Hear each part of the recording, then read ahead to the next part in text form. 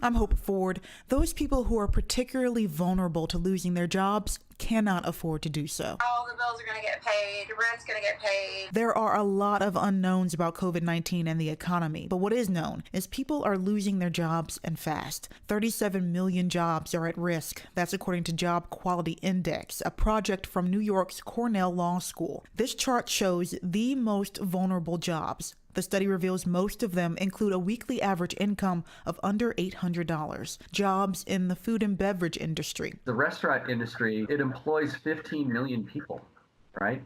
That's a huge amount of our population. The next is clothing, retail, and services like beauty salons and barbershops. Plenty of us out there, single families, want our only income. The automobile industry is number 4 on the list. And on Tuesday, Kia Motors announced it's suspending production at its West Point, Georgia plant for 2 weeks, starting Monday, March 30th. Airlines were mentioned in the study as well because of significant travel restrictions. 800 contract employees were laid off by Delta Airlines today. Unemployment filings last week jumped by 70,000 to 281,000, according to the Labor Department. But here's a silver lining. There are companies like Atlanta-based Coca-Cola that don't plan to lay off any workers, and others like Amazon, Walmart, and CVS are planning to hire thousands of people. We've researched more than 30 companies still hiring for deliveries, essential services, and work-from-home positions. We put together a list. Just search companies hiring at 11alive.com.